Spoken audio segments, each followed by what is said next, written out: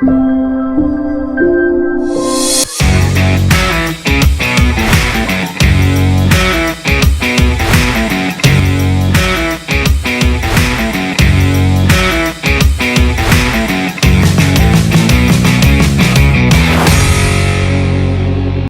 listeners, welcome to another episode of the PhD PDF Scholarship Podcast.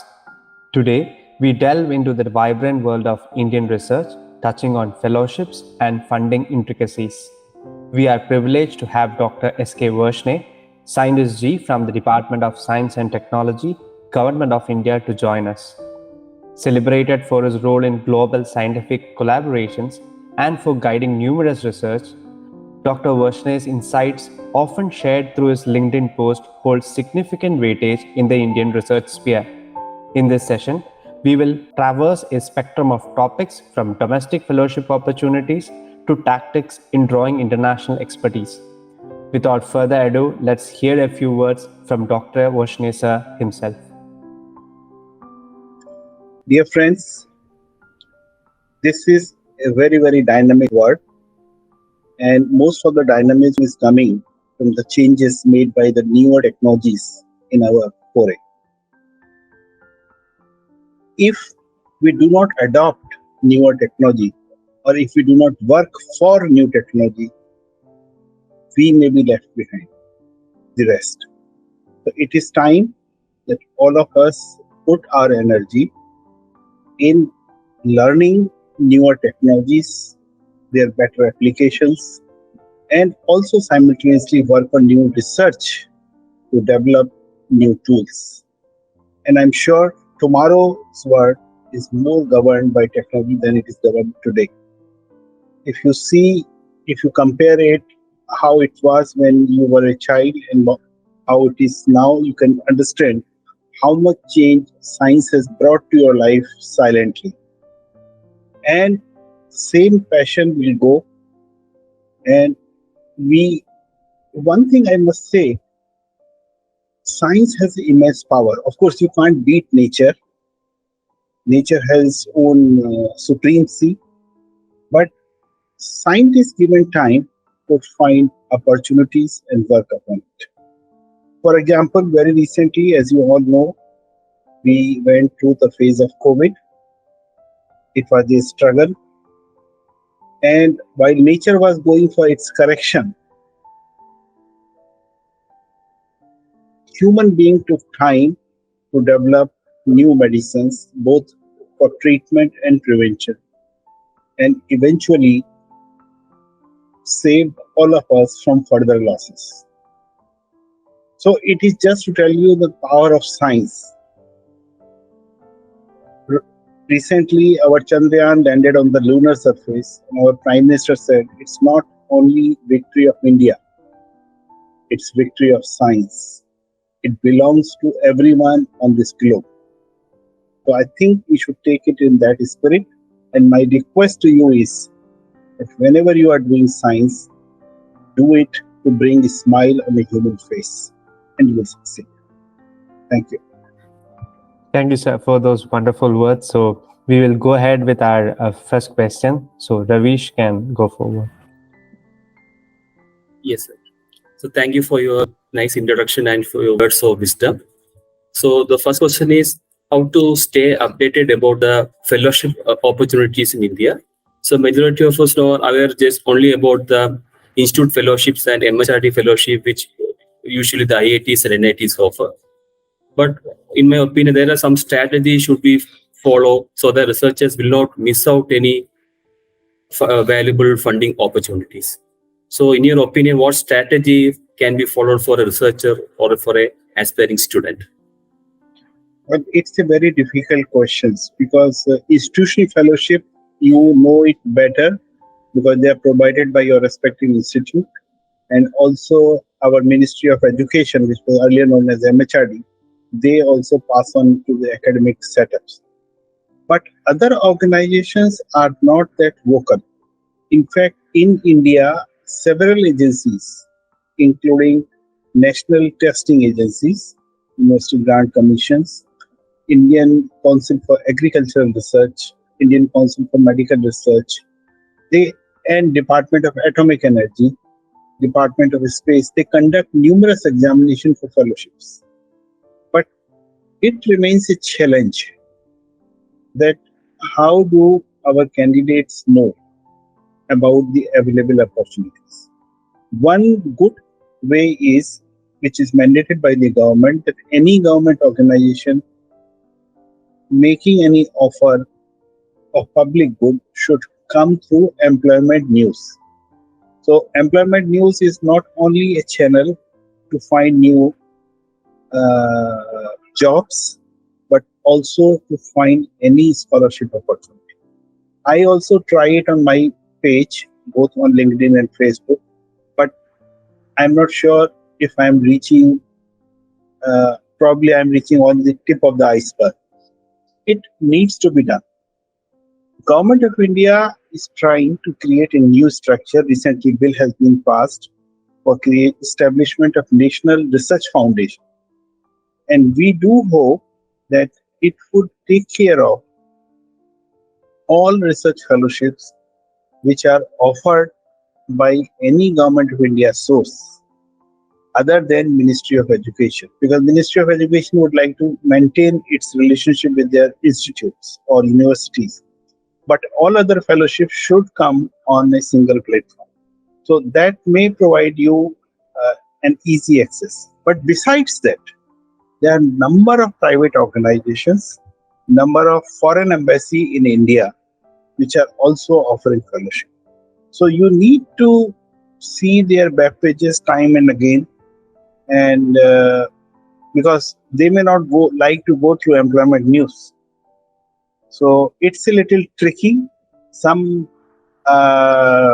cumbersome process, and I would suggest that if you could find a day, 1 hour in a week, whatever suits you, and you Google out the new offers of fellowships. So, because most of them are going through websites, and sometimes websites are popular like US, UK, Germany. Sometimes those fellowships, those sites are not popular like Hungary, Poland, Serbia, Czechoslovakia, those kind of things. But there are opportunities everywhere, and I would like, even I'm trying that whatever I can catch on, I should bring it to the notice of our community. Right now, it's spread out, and you need to make attempts. So for government thing, employment news is pakka. For others, they are all distributed, and you need to have a look. Thanks.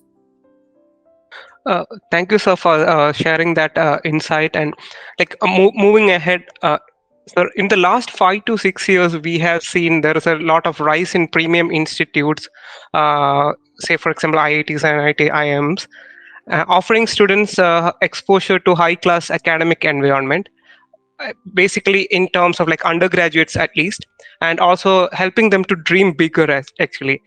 Yet, when these students transition to a research phase, there is a critical concern about the funding availability, both in terms of scholarship as well as, say, for example, procurement of lab activities and for the development of research lab as well. So, given this as a backdrop, what role do government initiatives play in shaping the research funding in India? Well, first part of your question, I may not agree fully, Okay. because if you see the recent reports, there is a significant drop in the admission to the PhD course in premium institution. Okay, which means that students are not coming up. In fact, recently I had a meeting with the director IIT Delhi, and I was told that nowadays a lot of students are not going abroad for higher studies or job, but they are trying their luck in India, and they prefer to go for the startup culture and those kind of things. But coming to second part, I think you should worry about not only premium institution but academic setup in the country as a whole. I feel pained when I see that a lot of our institutes have become factories producing graduates. And those graduates are not up to the mark. In fact, India hosts largest pool of engineers which are unemployed, which means that number of institutions in this country, they give degree just for the sake of it. And currently in India, undergraduate degree doesn't mean until you tell from where it is. A graduate of IIT is different from graduate of NIT, then from a university, then from a private university or from a state university, and until you tell from where you have done. I think we have gone somewhere wrong, because the idea was, if you are graduate, then you are supposed to know certain skill set. It should not matter from where you have done your studies, but you should have qualified certain skills. So we are looking for a correction at a bigger level. We are concerned about universities, both in state universities and private universities, where we require a lot of infrastructure support to be given. So we have launched special programs that they should not remain only degree-giving organization. But as the term university means, they should create new knowledge. And new knowledge they can create only if they have facility to do the research. So government has launched several programs.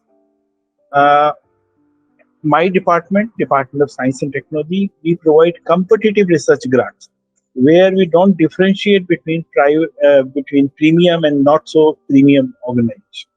So anybody on competitive grant could find it. But in addition, we have launched two programs. One program is called SURE, State University Research Experience, where we have excluded premium organization just to give a fillip to state universities, private universities, colleges, so that they could do research. Second program which we have launched is called FIST, and there we are providing scientific infrastructure to colleges and universities so that they could run through those things. Also, we are creating super structures in terms of scientific facilities. So very expensive, sophisticated equipment, we would like it should not be remain confined to one institute, but they should be available to the researchers from the region. And we are creating many such centers where people could come and do research. Of course, you may feel even in premium institutions, there is paucity of funds for engaging in newer things. But let me tell you, if any research institution, any academic institution, they have any disruptive idea, any fantastic idea, any good value addition, or any problem or challenge solving idea, government is ready to provide funds. There is no shortage of funds for science and technology. Question is that we are not getting good quality proposals. So, and rejection rate has gone very high. Success rate, which used to be about 20%, has dropped to about 14%. You can imagine. Now, organizations like ours are totally unbiased. We get proposals from the researchers, which are referred to by independent researchers, evaluated by another set of independent researchers, and finally we get the recommendation. So government does not participate in the process of formulations or assessment. And if the same community which writes the proposal and another member of the same community does not feel it appropriate, you can imagine the disappointment with the government. Government can create broad contours in what area new research should be done, what should be the area of priorities. But eventually, it is up to the researchers to submit good quality proposal. And I can assure you, as long as proposal is good in content, making good targets, government would most likely support. Thank you, sir, Yeah. for sharing that insight. And as a follow-up of that, for some of the budding researchers or aspiring PhD candidates, can you touch upon a couple of things related to what you see as a potential or good research proposal, or in a first-hand read, or do you have any sort of comments in terms of like being a good research proposal? Actually, you should discuss with your mentor what you would like to do. And don't only ask what you would like to do, but also ask why you should do it. Because many a time, my experience, especially with young researchers, Ravish could confirm, that topics are given by the guide with no choice by the student. And the student doesn't know why he or she is doing this job. Unless you understand the broader perspective, why it is required to be done, what is bothering you to put your time and energy on that question, you will not succeed. There are few things which we are looking in each proposal. First is the novelty. So, what is the scientific novelty you are bringing in? So, for that, you need to very clearly explain what is that you want to do and why you would like to do that. What is the national or international scenario? Where is the gap area where you are going to contribute? So that is the first and foremost thing we are looking in any proposal. Second thing we are looking at is the kind of approach road or methodology. We are not expecting you to define each nail and brick, but a broad approach. And we would like to see if it is systematic, it is doable, it is practical. You should not be making some assumptions or other things. Third thing is you should take care of any potential risk. Suppose the faculty or the project participant are supposed to go out on sabbatical or some personal leaves. Who will do that job? Secondly, if you are doing a research project, what is that which your department is capable of doing it by itself? And what is that for which you need support from other department or other institutions? And if it is other institution, have you made a preliminary arrangement or agreement with them that when you require it, you would be provided the support? In some cases, we also require ethical clearances, material transfer clearances. So that also, so these are all, if I could say broadly, the risks which you must undertake, and you must make a statement how you are going to handle it. In case it's a collaborative proposal, you must define how IP would be shared. Okay. Third thing, what we are looking is, who are you? What is your background? And what are you capable of? So normally, we are looking at your publications, which tells us two things. One, the quality of work you are doing. So it depends upon where are you publishing. Okay, so that tells us about the quality of work you are doing. Second, we have a broad idea of your subject control. What is that subject you understand much better? We are not saying migration is not possible. Migration is possible, but it should be gradual. And whenever you are migrating, it should be with a collaborator who is expert in the other domain. Okay, very often people will come up with a research proposal and they don't have a user in mind, or they presume the user will accept their proposal. For example, you are developing a new medicine and you have not taken a clinician in your project, assuming that once your research is complete, clinician will accept it, which is not the case. So you need to know who are the user of your product and how you are going to associate them. Are you giving them equal partner status, dummy partner status, passive partner status, or just seeking their it is all up to you, because any collaboration you need to define what are the rules of the game. Okay, but on paper it should look a composite proposal, and where you have looked at all possible aspects. Now, coming to another part of your question, young researchers may not have publication. So he or she needs to be guided.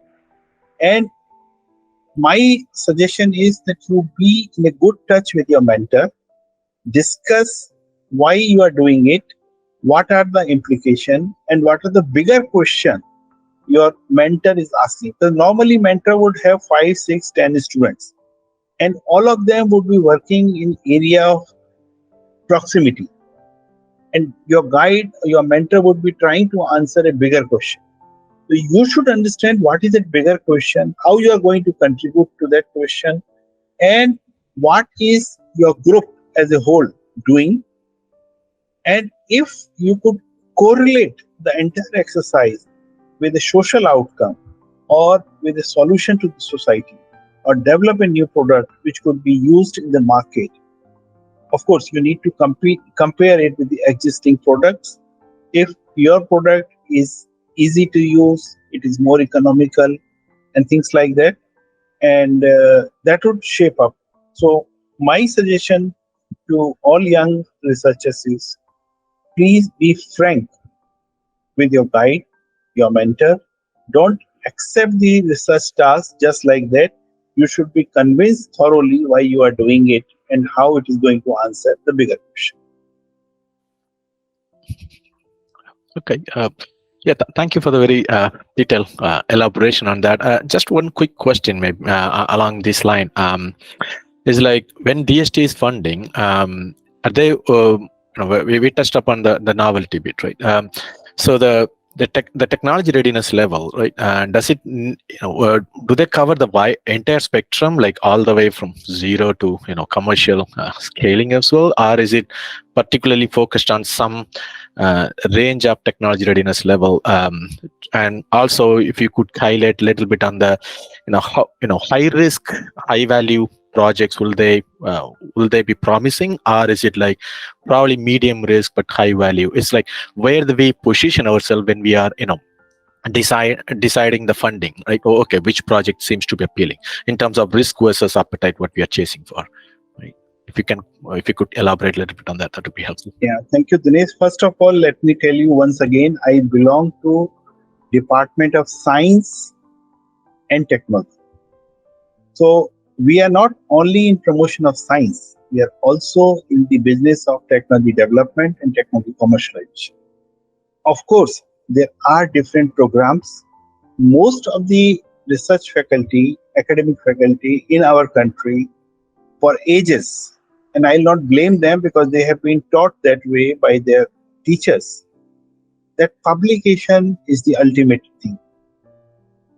And they feel very satisfied once they have made any publication of their work.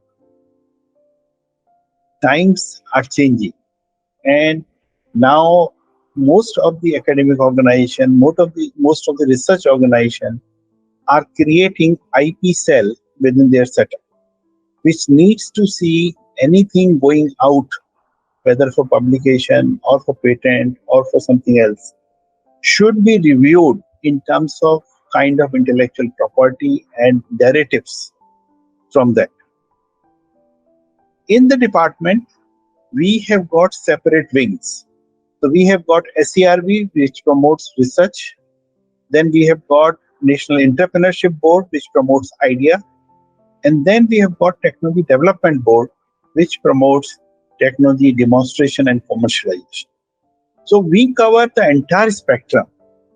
We start from level 1, TRL 1, go up to TRL 9, and we are with you. We also act like an angel funder, so that if you feel there is potential threat, if the product would be successful in the market, we can provide you fund as a capital risk venture fund. So if you sell, you return our money. If you don't sell, we forgo our money. But then, of course, we are not giving 100% grant to any company, because any company that needs to pursue something which is proven at lab scale, they are going for upscaling, they need to be convinced of the technology, and they should have a good idea if it is market ready. We are expecting 50% participation from the company and remaining 50% from the government. That's our standard deal, and there is no limit. We have supported very small projects, we have supported very large projects. As long as you are optimistic in your demand, you know why you are asking that kind of money, government would be too happy to consider it. So besides the Technology Development Board from the Department of Science and Technology, we have one more organization like that called BIREC from Department of Biotechnology. So both of them promote research in the company and look for technology commercializations. Okay, yeah, Also, thanks. Another organization called National Research and Development Council, NRDC, Right. from CSIR, which helps faculty in transferring their laboratory proven products to the market. Okay. Yeah, thanks for providing that great insight. So along this line, right? So we know that it's the R&D in India is continuously evolving, right? And there are a lot of changes and increasing funds these days. Now, what for an aspirant, like research aspirants, like what potential does it hold for them, and then how they need to position themselves, right, to contribute to this meaningfully in the future. So for one of the things, just to maybe we can context this with some examples. Like for example, India is committed to achieve for like net zero target by 2070, right? For example, so then if you could kind of like give some insights on like how strategically where DST is planning the funding to allocate in which areas, right? Or where in a long run, what's a strategy or some what we are envisaging, right? How we are envisaging to reach the end target by 2070, and then if you can kind of like give some if you could elaborate something on these lines, then we can that would be very helpful for the aspirants to really know the how we are envisaging to reach the end target. Well, I hope all of you are aware that India is home to several scientific departments. So we have Department of Atomic Energy, Department of Biotechnology, Department of Earth Sciences, Electronics and Information Technology, Environment and Forest and Climate Change, New and Renewable Energy, and like that. There are number health, agriculture. So there are number of departments. So what we are presuming, because they are all scientific departments, that they would be promoting research in their respective domain. DST will support all pure sciences or basic sciences and the applied sciences. But taking it upscale, we would be not acting in the areas which they are working. We would rather support newer sciences, interdisciplinary sciences, so that our researchers could go in a more formidable way. And of course, in addition to what our regular activities are, we are supporting some of the programs in a big way. And that list is long. For example, we are putting a lot of focus on climate research, climate change studies. That's a focus area. We are putting a lot of focus on supercomputing, cyber physical system, which we use a term broadly for artificial intelligence, deep learning, machine learning, cyber security, all those aspects. we are focusing on clean energy. So of course, renewable energy is part of it, but we are also focusing on hydrogen fuel. We are focusing on biofuels. We are focusing on electric vehicles. So fuel cells. So this is another thrust which we are giving. We are putting a lot of emphasis on water research. No, water is still a challenge because we have got both drought and floods. Many places our water is polluted with physical or organic impurities. And at several places, it's not safe to drink directly from the natural source. So a lot of processing is required, a lot of other challenges. And then half of our country is hard rock. So that is another challenge. So water is a huge challenge before us. Affordable healthcare is another challenge which we are working upon. Similarly, transportation. Now, transportation, besides traditional transportation, we are now talking about intelligent transport, but we are also talking about cold chain transport, because a lot of perishable, lot of medicines could be saved. But as you all know, our country is very diverse. We have so many remote locations, inaccessible area across a geographical creatures. It could be river, it could be mountain, something like that. And we need to work upon all those questions.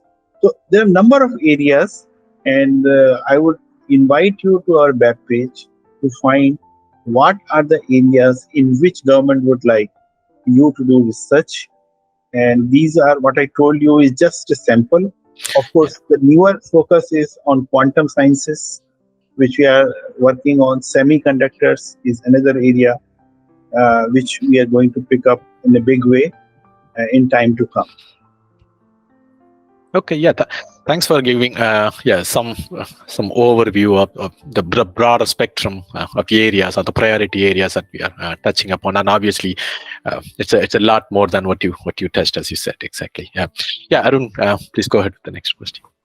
Yeah, now so far we talked about the general aspects. Now, maybe if we sideline to some of the internal process of grant funding in DST, like, could you provide some insights into the internal working of DST grant funding process for the Indian universities? So, like, how do they ensure that the allocated funds are optimized or optimally utilized for research and innovation? Well, one part I have already covered when I told you that how the proposals are assessed. So it is in fact the independent reviewers which help us in making a recommendation what needs to be supported and what not. Once it comes to DST with the assessment, I must say assessment is only recommendation. It's not decision. What happens that for each program, there is a pocket size. For example, if you are doing a job, you get salary and you need to plan your monthly expenditure within that. How much for food, how much for travel, how much for clothing, like that. So similarly, whatever budget we get, we need to divide and keep a portion for a particular scheme. Okay. Now, depending upon the recommendations, we will set up a priority list. That these are the projects to be supported. Now, only thing we do as a correction as government, we are looking that whenever we are supporting, we should support maximum number of research areas. So, like our expert committee may come from a particular discipline. Some committee may make very high rating of their proposal. Some other committee may not be that magnanimous. So our job is that we should support all areas which we have incorporated in that particular call. Second thing we are looking for is that our research support should not go to limited number of institutions. It would be good if it goes to pan-India institutions. We are also concerned these days about the gender balance.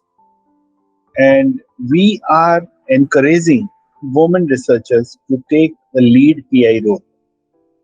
Still, despite our best effort, they are somewhere around 24%.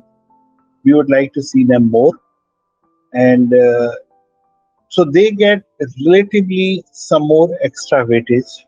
We are not having any reservation for them, but get some little more considerations as compared. So that is our approach, how we do it.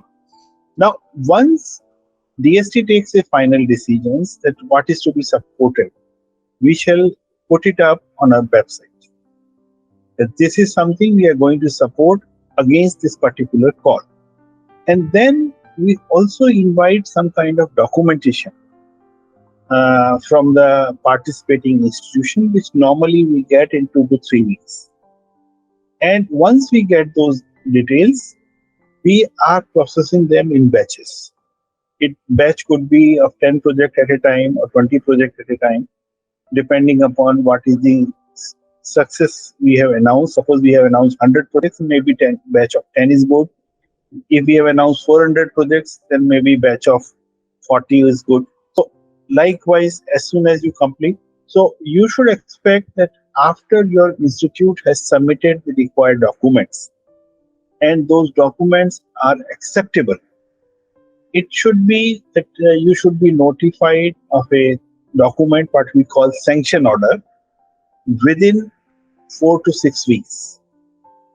And these days, because transfer of funds is happening digitally, so it should not take time if all the bank details and credentials are there. Recently, government has come up with a very difficult task. We are asking participate institutions to settle previous accounts. So suppose if your institute has not settled previous account, then you will not be given new grants until the previous accounts are settled. So this is now this is where a lot of researchers script. They say it's not my fault. I don't have anything pending, but we are making institution more responsible. And DST has never given grant to any individual. We are always giving grant to institution. And we hope institution behave responsibly in settling any of those projects which are completed and they need to be settled. Now, what happens for variety of regions? For example, a faculty has moved to another institution, or a faculty has gone out of system for whatever reason, institution find it easy not to settle. So that is, we have got a huge pendency in several institutions. Now, since we started doing this, and what we are following is zero balance accounting. So we have started this last year or maybe last 2 years. Lot of institutions, lot of premium institutions have settled it, and they are now eligible to receive new grants. But wherever there is a problem, we'll let you know, and we shall also let you know what is the pendency on your institute. Okay, sir. Thank you. So, Nirmal can go ahead. Yeah. Yes. Actually, sir, there has been numerous efforts to attract the foreign talent to India, mainly to improve the quality of education, research, and academic ecosystem.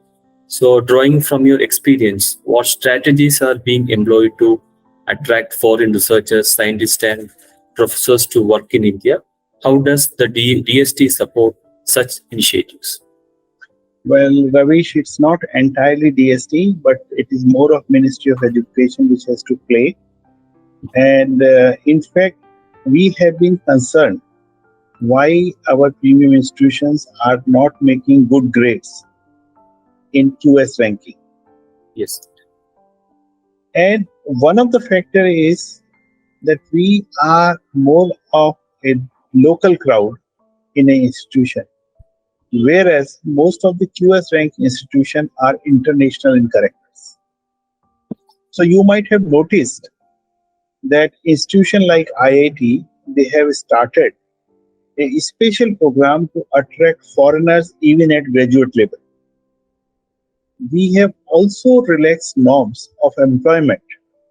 Earlier, only Indians could have been employed in regular capacity in our institutions.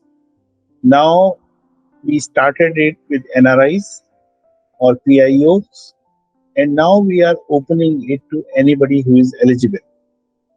So, people are getting it from there. We have also launched three programs or four programs, let me say, two from Department of Science and Technology and two from Ministry of Education. DST has launched one program is called Vajra, and it connects best brain of the world to the Indian institutions. Only limitation is institution should be public funded. We are not giving this facility to private organizations.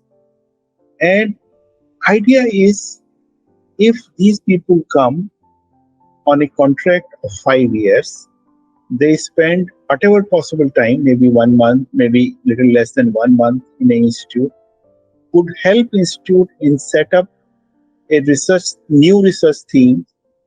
They could be considered as adjunct faculty, and they could take students, and even the student could go to their parent laboratory. That would make a change. That is one way we are attracting best of the global faculty irrespective of their nationality. Second thing is, we are launch another program. It's a very new program called Vaibhav, where we are attracting people of Indian diaspora and trying to connect them with Indian institutions so that they could bring in new ideas.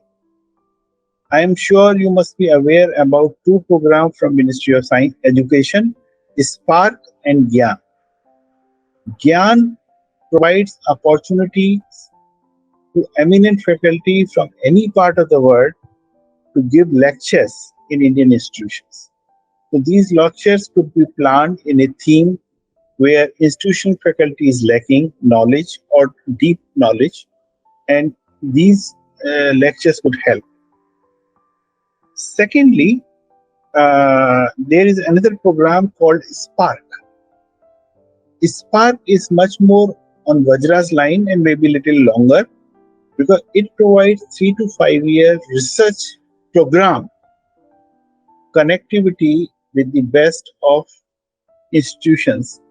I think they are taking QS rank up to 500 in that, and they have identified select 20 countries with whom they would be doing this program. So this is a very good model what we are providing. Now, for our own young PDFs who are working in different parts of the world and would like to return, there are 3 fellowships.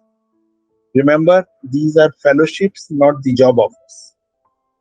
One is Ramalinga Swami Fellowship, one is Ramanujam Fellowship. Both of them are meant 100% for PDFs placed outside India and who would like to return. So immediately on your arrival, you are given a fellowship. I think currently it is about 1 lakh rupees a month, plus research grant. I am not sure, but it should be something between 5 to 10 lakh rupees. And you get ample opportunity. You can choose institute of your choice. That's the flexibility.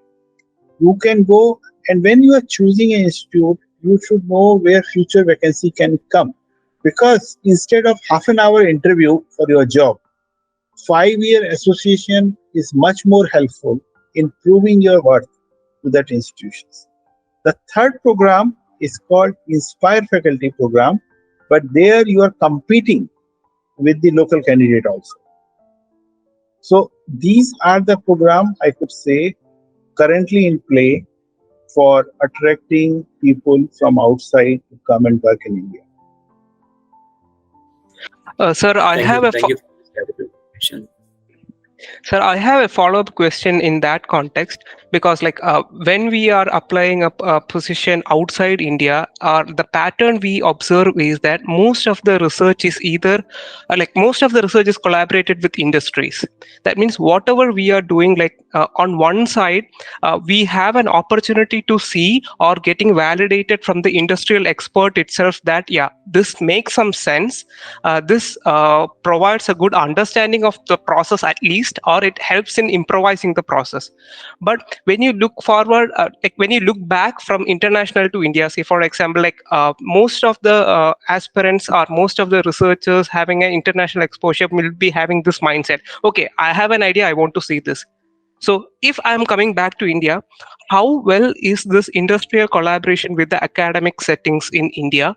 And if I see it in IITs, like when I was doing masters there also, like most of the patents are coming out, but how well it is linked to the industries is a question mark. So that at times demotivates the researcher as such, and they may have to drop the patent as such and have to look forward for a new idea and go outside.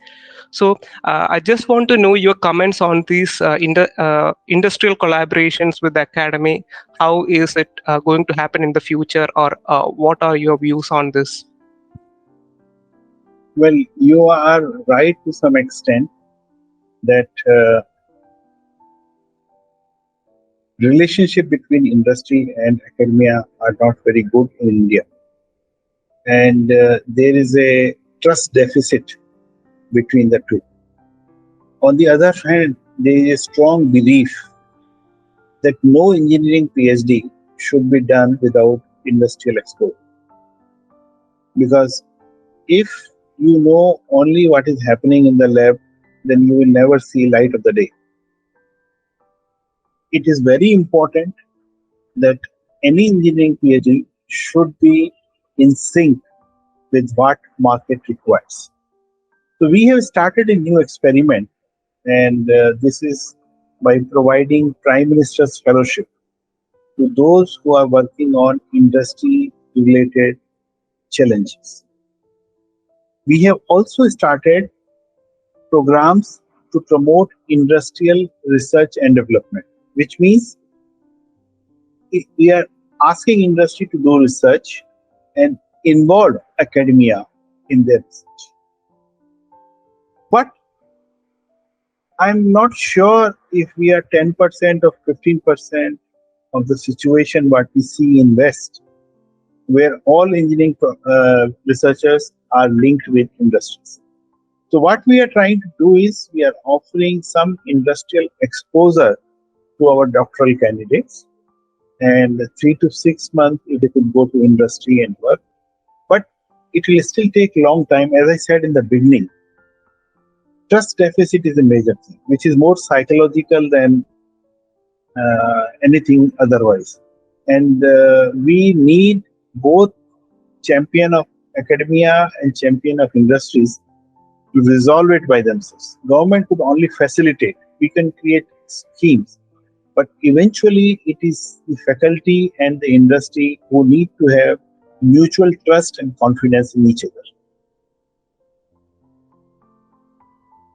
Thank you for commenting on that. Yeah, because I was also surprised to see this lack of interrelationship between this industry, and were there any common platform wherein government is inviting this many companies, and from the other side, they are inviting potential professors, and then they can have a discussion together and then see, company is telling 50% of the fund I can put, as well as I will involve in that research. There should be some sort of IP bound to that company, whatever research you are doing here. So is there anything like that is what no, it could it's not as clear as you are mentioning, but as I said that we have industrial R&D program. Also, we have schemes to support something which is proven at lab scale to be taken to the market. But in the format what you just mentioned, that we identify certain challenges and then ask two sides to work together. It's something like your marriage. Yeah. Somebody could make a suggestion. Correct. Yeah. Okay. And if it works, then it works because of the two partner in marriage. And if it doesn't work, then it is because of the fellow who suggested it. Yeah. Yeah. I think that's a It's perfect analogy. Yeah. yeah. So we can only guide, we can bring them on the table, but as I said, we still have some issue, primarily of trust. And if we could handle that, Yeah. we'll go. But then government is more and more committed that no engineering PhD should be there without industry exposure. Mm. Yeah. Yeah. I think Dinesh can go ahead. Yeah, just actually one other sideline on this is there are in India, like there are some industrial research labs as well, right? Like some, for example, like research lab, or like just to name few, Tata like research lab, and there are just a research lab itself industry. And is there any like DST programs like they can they can apply directly, or is it more they have to go via the also via the like some academia, for example? No. Industry is independent. If Okay. we are supporting them, if they are doing research to develop new technology or new product. So if they tell us this is what they would like to do, we fund them. Okay. In addition, if they, as I said earlier, we are also going for technology commercialization. So they need not to invent something, but anything what is proven at lab scale, if they are going for upscaling, we'll support. Okay. Okay, yeah, thanks for the clarification. So my next question is, we already touched upon many bits of it, but just to see whether we have any final points on that as well. Could you elaborate like any fundamental differences the students or the researcher will experience from by undergoing some international fellowship versus some national fellowships in India? Well, I feel it is important that one should get exposure in multiple institutions. Those multiple institutions could be within country or even outside. There is a huge difference in the research atmosphere in India and abroad. And you will find some people are more relaxed, some people are more tensed, some people are working as per the clock, some people are working as per the task, irrespective of the clock. And some people plan their things, some people see and just how it goes, they will allow it to go. I think we require a lot of introspection, how we should do it. But personally, I feel you should not remain a frog of the well.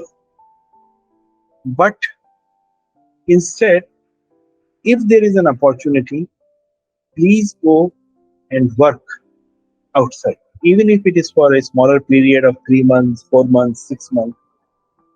This will give you how different institution approaches a given subject and how you can better optimize yourself. And remember, change starts from yourself only. You can't change the institution until you change yourself.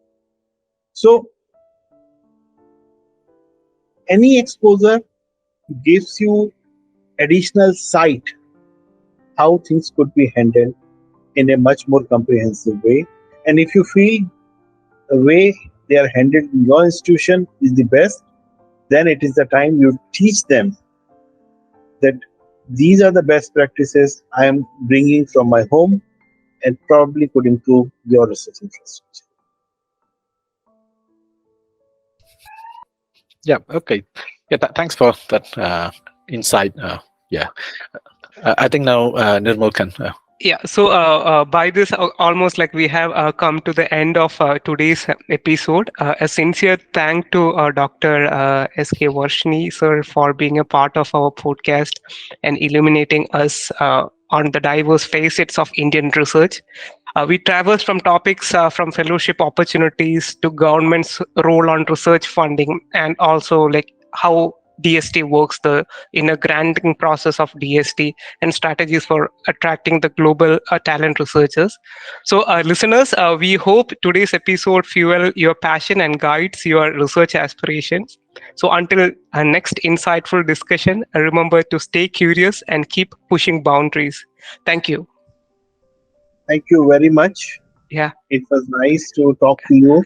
Yeah. And in case any of your colleagues or audience would like to have some more questions, Definitely. you're most welcome to approach me again.